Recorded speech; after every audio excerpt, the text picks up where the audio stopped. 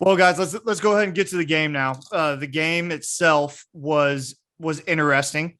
I think we all kind of have some thoughts on that game. Real quick, just a couple stats for you. Dylan Gabriel, 19 for 28, 250 yards, one touchdown, and that one pick. I thought he looked, okay. I know it was super windy. There were gusts of 35 from what I heard. His first pass of the game was a deep ball, and it wasn't anywhere close. I think because it was so windy, but his mobility really impressed me. I thought he had pretty good accuracy at times. But he didn't wow me. He didn't jump off the page. And that's something that I think we got to get used to. This guy isn't Baker. He's not Kyler. He's not Spencer Rattler even. I feel like he's. You're just quoting my text to you this weekend because that's what I said. Go. I'm going to let you. None of these quarterbacks. Yeah, go. Well, okay. So I didn't watch it live, but I watched the whole game earlier today. And the thing with Dylan is he absolutely has to be the starter at the beginning of the year because the offense is too fast for any of these other guys to be doing anything with it. Nick Evers has a better arm right now than Dylan does, but he doesn't know where he's going with the ball when he snaps it, and Dylan does. And when he has to get up to the line and get the offense ready to go, he doesn't know what he's doing, and Dylan does. The mobility was awesome. Like Mason said, he had that first big play where he's rolling out to the left and he throws the ball to Theo and is able to put it outside of the reach of the receiver at the same time. That was awesome. That was one of the best on the move passes we've seen from a quarterback in a while. That was a little Baker-esque. That was a little Baker, but he's faster than Baker. He was running towards the left sideline with the quickness, baby. That's it. That said, though, the moment Nick Evers learns how to be an adult college quarterback, the job is going to be his. But he's just not there, and he's clearly not there. And Nick Evers was also moving well. Yeah, he was. I felt they were both truly dual threat. I wanted to see more Micah Ballens. I mean, he had that awesome touchdown pass, but like Pat said, he was 1 for 3, 95 yards and a touchdown. That was the one pass for 95 yards that's going to jump out at you. That looks really cool. Jaden Gibson was the guy who caught it. He had 3 catches on the day, 115 and that 95-yard touchdown. I wasn't crazy about Jaden Gibson in the first half. Jaden Gibson had 2 drops that, in my mind, were inexcusable. You can't have it. I get he's a young kid, and I got to give him a little more slack than that. But if we're going to be nitpicky, because let's be real, guys. Like Eric Bailey said in the interview last week, we kind of got to tone down. We got to level our expectations off a little bit. So I'm just kind of nitpicking a little bit to try to make myself not think that this team's going to win a national title right away. So Jaden Gibson was a guy I thought needed to catch more passes. He had 3 receptions, but he was targeted like 9 times. So that's an issue for me. Whereas like a guy who he was being compared to during the game that I heard, like a CeeDee Lamb's targeted 9 times. He's catching 7. Like that's just the way CeeDee was. So I don't think that's maybe that's the comparison people are making, but it shouldn't be. I think that I actually came away very impressed with Jaden Gibson. He is obviously more drops than is acceptable. No doubt about that. But physically, he is something that we have not had. He's bigger than CeeDee. He's taller than CeeDee. The note that I wrote down was Jaden Gibson is going to be everything that we thought Charleston Rambo should have been. That's who I'm comparing him to. Just a long, big-bodied guy, especially once he grows into it. And the targets, like you said, 9 targets, that stood out to me more than anything. They're going to get passes his direction. I wouldn't be surprised if he leads the league or leads the team in receiving touchdowns next year, because we get to the red zone and suddenly there's 3 balls being passed his way, and he's a early enrollee freshman.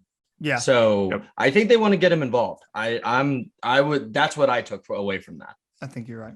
Yeah, and I mean, before this game, we knew that we had 3 really good wide receivers, and now we at least have a 4th option that they're going to throw the ball to. So that's really positive in my eyes.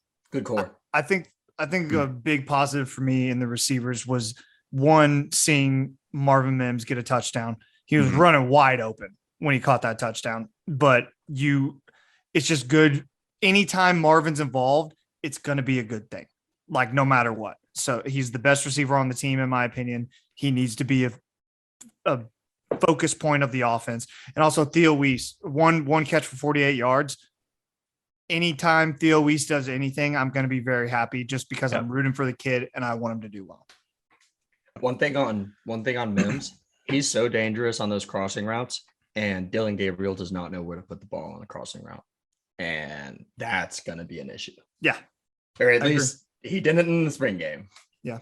Before we move on to defense, Matt, did you have anything you saw we haven't even touched on the running backs yet, but did you see anything that you liked on the offense? That's exactly what I was going to talk about, because I think that's the one position outside of offensive linemen that we're very thin at and maybe just not as experienced, right? So I think that's what I was really looking forward to. But we got Javonte Barnes going 17 carries, 60 yards, 2 tutties. Eric Gray, 4 carries, 54. And the JUCO transfer, Tyree Walker, 13 carries, 55 yards. And a touchdown. So I was pretty impressed with not only the number of carries, but just the effectiveness of the running backs. And looks like the offensive line was able to get some good push up there on the line. So I know that's where Venables is really focused at, is the trenches. That's where he wants to start, is both offensively and defensively. And I know we're about to talk about the defense, but really like what I'm seeing from the running backs. Hopefully we definitely employ that a little bit more than we have done in years past, because we definitely need a good running game before we can get anywhere. I'm all in on Javonte Barnes. I'm all in. I've seen what I needed to see, and I'm there. So give the kid some carries when September rolls around. Eric Gray is going to be the starting running back. He deserves to be. He even showed it in the spring game. He just looks better than everyone else, in my opinion. So I think Eric Gray, like Mark said in the last episode, he knew Eric was going to get just a few touches. We don't need to see a whole lot of him. And like Mark pointed out, this was really going to be about those younger guys and seeing what they had. And we did. We saw what they had. The thing that I'm concerned about is the offensive line. Their run blocking was great. I was not happy with their pass protection. I know that they were mix and match on the red and white team both. So we didn't really have a full on starting offensive line, and there was no Andrew Rame playing. So I get that, but dude, I don't know if it's an indictment on the offensive line or if that defensive line is really, really good, but Gabriel I get he's a mobile quarterback, but he was rolling out way too much. There was way too much pressure in his face. I don't have anything except that I agree with you. We were sending guys a lot on defense. Mm-hmm. The only times I noticed Jaron Kanik on the field was when he was blitzing off the edge. Yeah, he's running guys down late in plays, or he's blitzing off the edge. I didn't actually see him in a tackle, right there. But can I say one thing real fast on the running backs again? That Javonte Barnes looks bigger than I expected. 6'2", he really is like all of 205, right? And one can expect he'll get even bigger before the fall. Hasn't even had a full summer with Schmitty. Exactly. And this guy Walker is my kind of freaking running back. This short, kind of stout LaDainian Tomlinson style dude. Give me that all day. And we've had luck with JUCO transfers in the past. I would not be surprised if he ends up being a big part of the offense. It's not like he has none of these guys come in with Jeff Levy's experience, right? Except for Dylan. So he's on equal footing, I would think. I think you're right. I didn't, in terms of one more thing on the offense before we move on, I didn't see a whole lot of Braden Willis. I mean, 2 catches, 31 yards. I don't know if that was by design or by just not getting open. But I would have liked to see Braden Willis more involved. But that one play action pass over the middle to him, sweet. He's gonna score 5 touchdowns on that. Yeah. Oh yeah, dude, loved it. That was an awesome play design, and he's gonna be great with it. I think we're all aligned that he's going to be great and continue to be great for us. I think he will. I think he's got potential to be that red zone threat that Mark Andrews was. Not saying he's going to be a Mark Andrews type guy like in the NFL. I'm just saying he's got the ability to be a red zone guy like Demetri Flowers was, like Mark Andrews was. Like I think he has a good future, good year ahead of him. Like I said, the pass rush was amazing. I thought the defense did fairly well. You can nitpick the secondary a little bit if you want to. Some busted coverage. I think that just has to do with a lot of young guys on the field at times in my mind, but really the defensive line was great on both sides for the red team and white team, 5 sacks apiece, a lot of pressure in the faces of those quarterbacks. Got to give credit to Marcus Stripling, who had a fantastic day. He had 5 tackles, 4 of them for loss, 2 sacks. Eaton Downs, 4 tackles, 2 of those for loss, 2 sacks and a fumble recovery. I thought those 2 guys kind of stood out for me. What about you guys?